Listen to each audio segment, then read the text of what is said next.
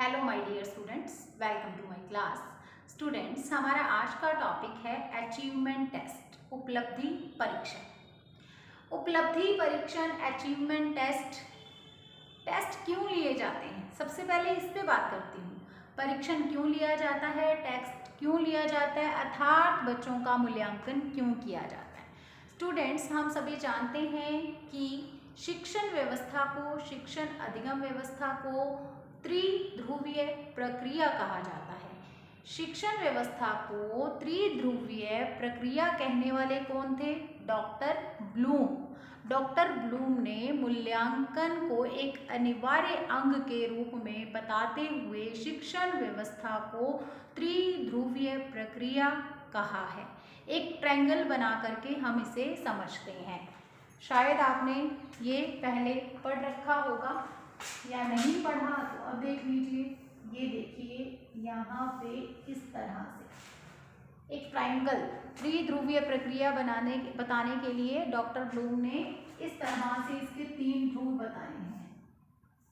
पहला ध्रुव क्या है? शैक्षिक उद्देश्यों का निर्धारण। ठीक है, सबसे पहले शैक्षिक उद्देश्यों का निर्धारण होता है, फिर शिक्षण अधिगम व्यवस्था होती है और फिर मूल्यांकन किया जाता है।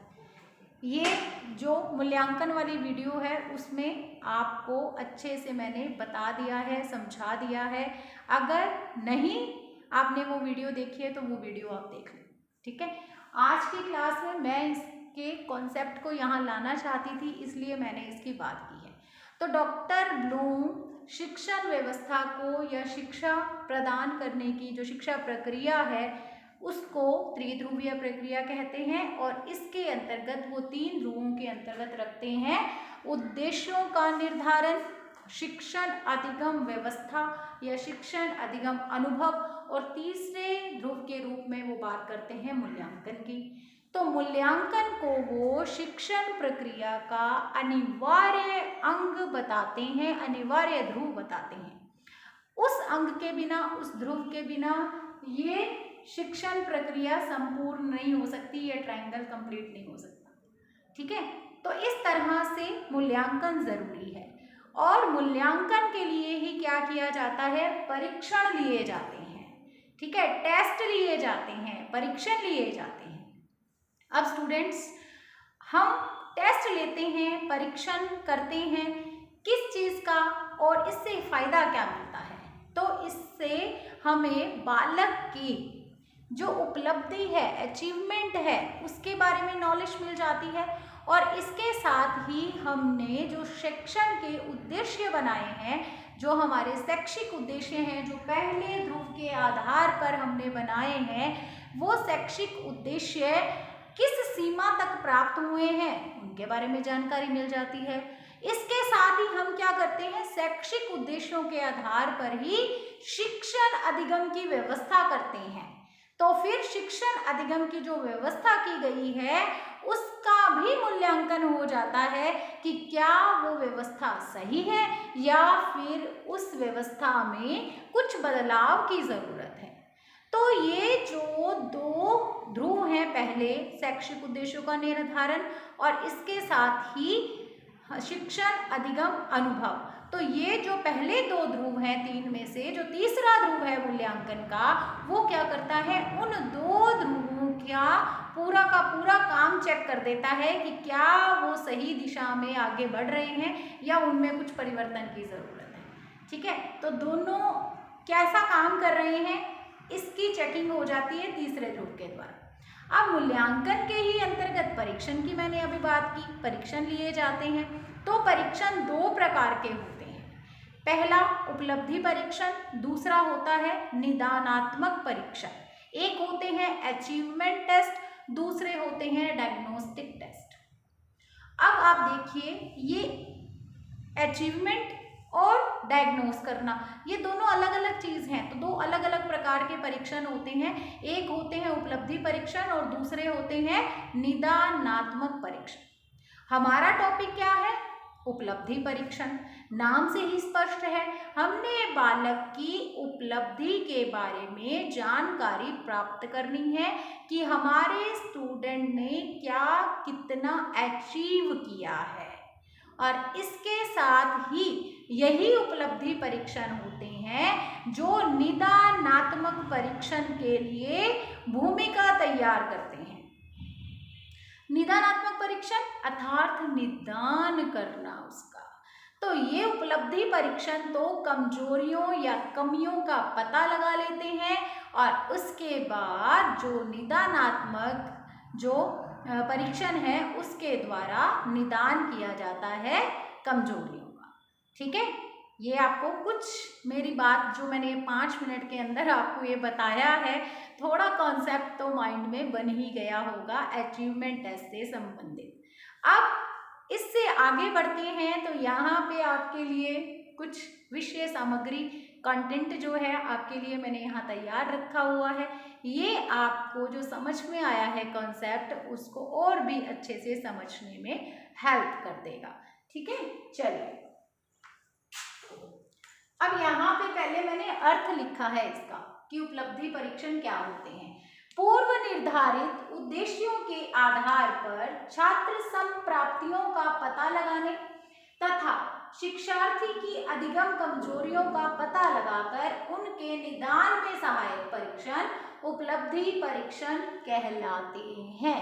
तो 2 चीजें आई हैं इसमें, देखिए पूर्व निर्धारित यानी पहले से निर्धारित अर्थात पहले ध्रुव के अंतर्गत मैंने बताया था ना शैक्षिक उद्देश्यों का निर्धारण किया जाता है। तो जो पूर्व निर्धारित पहले से जो निर्धारित किए गए हैं शिक्षण के उद्देश्य उनके आधार पर उनको ध्यान में रखते हुए छात्र संप्राप्तियों का पता लगाना अर्थात छात्र ने क्या उपलब्धियां हासिल की हैं, क्या कुछ प्राप्त किया है, क्या सीखा है, क्या उसके व्यवहार में परिवर्तन आया है, उसका पता लगाने की यहाँ पे बात हो रही है।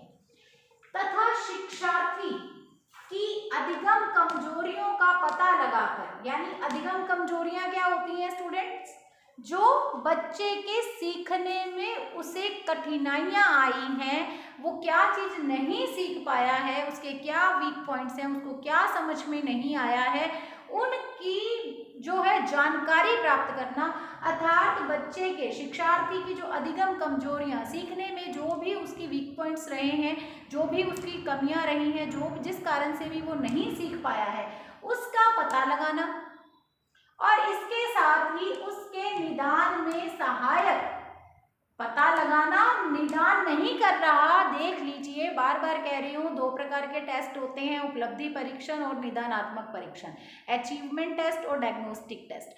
तो ये क्या देख लीजिए, निदानात्मक टेस्ट जो है निदान करने का काम करेगा, ये तो क्या कर रहे हैं कमजोरियों का पता लगाकर उनके निदान में सहायक, केवल उनके निदान में सहायता कर रहे हैं। तो ऐसे परीक्षण क्या कहलाते हैं, उपलब्धि परीक्षण अर्थात अचीवमेंट टेस्ट कहलाते हैं।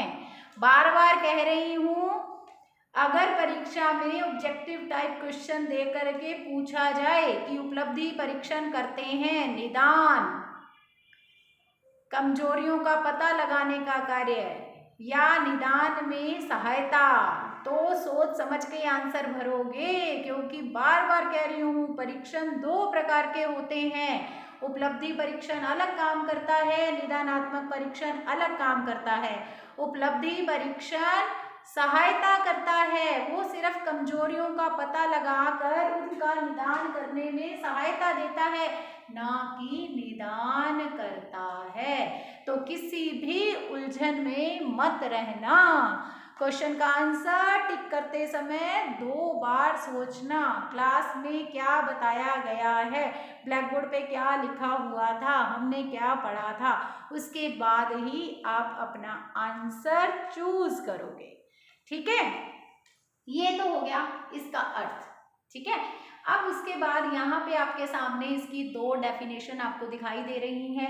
ये 2 डेफिनेशन भी हमारी हेल्प करेंगी इनको और भी अच्छी तरह से समझने। तो 2 डेफिनेशन है आपके सामने। पहली डेफिनेशन है ई बेल के अनुसार। ई बेल के अनुसार, ई बेल क्या कहते हैं उपलब्धि परीक्षण के बारे में। ई बेल कहते हैं उपलब्धि परीक्षण वह है जो किसी छात्र द्वारा अर्जित ज्ञान या कौशलों में निपुणता का मापन करने हेतु बनाए जाते हैं। ठीक है, ये है उपलब्धि परीक्षण। एक बार हमने इनको पढ़ लिया इस डेफिनेशन को, अब हम इसको अच्छे से समझने की कोशिश करते हैं कि इबेल अपनी डेफिनेशन में उपलब्धि परीक्षण के बारे में क्या बता रहे हैं, क्या कह रहे हैं हमें। उपलब्धि परीक्षण वह है जो किसी छात्र द्वारा अर्जन करना, यानी खुद से काम करके किसी भी चीज को प्राप्त करना, जो छात्र ने क्या अर्जित किया है, क्या गेन किया है अपने प्रयास से, ऐसा क्या है, ज्ञान। अर्जित ज्ञान या कौशलों में, ज्ञान या कौशलों में, दोनों की बात हुई है। पाठ योजना तैयार करते हो तो उद्देश्य रहते हैं, लिखते हो शिक्षण के उद्देश्य। शिक्षण उद्देश्यों में क्या लिखते हो, ज्ञान, अवबोध, फिर ज्ञानोपयोग, कौशल, इसके अलावा अभिरुचि, अभिवृत्ति लिखते हो ना। तो यहाँ पे भी दो शब्द आ गए हैं, अर्थात किसी बच्चे को हम कुछ सिखाते हैं, हमने शिक्षण कराया है, तो यहाँ पे उपलब्धि परीक्षण से उसके ज्ञान और उसके कौशल को क्या कर सकते हैं, चेक कर सकते हैं। फिर यहाँ पे देखिए, ज्ञान या कौशलों में निपुणता का मापन करने, निपुणता मतलब वो कितना निपुण है, कितना सक्षम है, कैसे, कितना उस काम को करने में एक्सपर्ट है, उसका मापन करने हेतु बनाए जाते हैं। मापन क्या होता है, मापन किन्हीं निश्चित इकाइयों में किसी भी वस्तु की या किसी भी मात्रा या किसी परिमाण को दिखाना मापन कहलाता है। मैंने आपको मापन और मूल्यांकन में अंतर बताया था, नहीं याद तो एक बार फिर से बता देती हूँ कि मापन में क्या किया जाता है, अंकों या फिर संख्याओं का प्रयोग किया जाता है, निश्चित रेखाओं, निश्चित इकाइयों की बात की जाती है। जैसे किसी रेखा की लंबाई को आप मापेंगे तो आपका आंसर होगा कि ये 5 सेंटीमीटर है, ये 10 सेंटीमीटर है। तो ऐसी चीज़ें जिनकी हम अंकों या संख्याओं में माप कर सकें वो कहलाता है मापन। और मूल्यांकन जो है वो है मापन के अंतर्गत एक बड़ी इकाई। और भी अच्छे से बताने की कोशिश करूं अगर मैं आपको, तो आप किसी बच्चे का क्लास में टेस्ट लेते हैं तो उसके जो नंबर आते हैं, 10 नंबर का जो उसका टेस्ट है, उसमें से उसके 5 आए हैं या किसी के 5 आए हैं, किसी के 7 आए हैं, किसी के 9 आए हैं, किसी के 2 आए हैं, है ना, अलग अलग मार्क्स आए हैं। तो यहाँ पे आपने टेस्ट को चेक करने के बाद उनकी जो अचीवमेंट है उसको अंकों या संख्याओं में प्रदर्शित किया है। टेस्ट में नंबर दिए हैं ना, अंक दिए हैं, यानी कि अंकों, संख्याओं, डिजिट्स में व्यक्त किया है। तो यहाँ पे ये बालक का मापन कहलाएगा। और अगर आप यहाँ पे इनके ये जो मार्क्स हैं उसके आधार पर क्लास में कौन सा बच्चा फर्स्ट आया है, कौन सा सेकंड आया है, कौन सा थर्ड आया है, कौन सा फेल हुआ है, किसने टॉप किया है, तो अगर आप उसको, उस ऑर्डर को सेट करते हो, फर्स्ट सेकंड थर्ड रैंक निकालते हो आप, तो वहाँ पे आप कर रहे हो मूल्यांकन। तो मापन निहित होता है मूल्यांकन में, और मापन का मतलब हम बालक को क्या करते हैं, अंकों या संख्याओं में मार्क्स देते हैं, उसकी अचीवमेंट को, उसकी संप्राप्तियों को अंकों या संख्याओं में प्रदर्शित करते हैं। तो ये कहलाता है मापन। ठीक है, और मूल्यांकन का मैंने आपको बता ही दिया। तो मापन सम्मिलित होता है या निहित होता है किसमें, मूल्यांकन में। ठीक है, और मापन और मूल्यांकन के बाद ही आकलन की प्रक्रिया तक हम पहुंच पाते हैं। आकलन कहाँ होता है, तीसरे नंबर पर। आकलन का मतलब क्या होता है, राय बनाना, तो वो तीसरी स्टेज होती है। ठीक है, यहाँ पे एक शब्द आया था, यहाँ पे मापन, तो मुझे लगा मैं थोड़ा सा आपको इसके बारे में बता दूं क्योंकि आपके ये भी तो टॉपिक है, इसलिए। चलो, बाकी इससे रिलेटेड जो मापन मूल्यांकन से संबंधित जो वीडियो है उसके अंदर आपको इसके बारे में संपूर्ण जानकारी मिल जाएगी। तो यहाँ पे उपलब्धि परीक्षण के अंतर्गत स्टूडेंट्स क्या बात हुई है कि उपलब्धि परीक्षण वह होता है जो किसी छात्र द्वारा अर्जित ज्ञान या कौशलों में निपुणता का मापन करने हेतु बनाए जाते हैं। तो उपलब्धि परीक्षण क्या हुए, जो किसी भी बालक के ज्ञान या फिर उसकी कुशलता में, या जो उसको सिखाया गया है, जो भी टॉपिक उसको पढ़ाया गया है, उससे संबंधित उसने कितना ज्ञान हासिल किया है, कितने चीज़ों में वो कुशल बन पाया है, उसके एक्सपीरियंस को, उसकी निपुणता को, उसके ट्रेंड होने को चेक करता है, उसका मापन करता है। तो ये होता है उपलब्धि परीक्षण। इबेल के अनुसार उपलब्धि परीक्षण वह है जो किसी छात्र द्वारा अर्जित ज्ञान या कौशलों में निपुणता का मापन करने हेतु बनाया जाता है या बनाए जाते हैं। ओके, चलो ये हो गई है हमारी पहली डेफिनेशन। उसके बाद दूसरी डेफिनेशन है फ्रीमैन के अनुसार। फ्री है ये बिल्कुल, ठीक है, फ्रीमैन के अनुसार, जो बिल्कुल फ्री है, पंजाबी में हमारे कहते हैं वेला है, ठीक है, जो बिल्कुल फ्री है।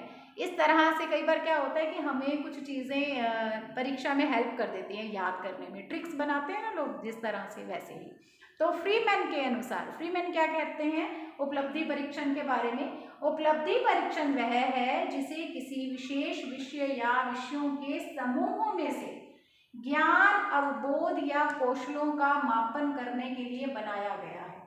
देखो, दोनों डेफिनेशन आपको एक जैसी ही लग रही होंगी, एक जैसी लग क्या रही होंगी, एक जैसी हैं, मिलती जुलती हैं एक दूसरे से। देखो, इन्होंने क्या किया है, ये तीन चीज़ों की बात कर रहे हैं, ज्ञान की, अवबोध की या कौशल की, और ऊपर इबेल ने बात की थी ज्ञान या कौशल की, तो इन्होंने अवबोध भी उसमें ऐड कर दिया है। और इसके अलावा किसी विशेष विषय, किसी स्पेशल सब्जेक्ट की बात कर ली है, या फिर विषयों के समूह में से, यानी बहुत सारे विषयों के समूह में से, और मापन की बात ही ये कर रहे थे और मापन की बात ही फ्रीमैन कर रहे हैं।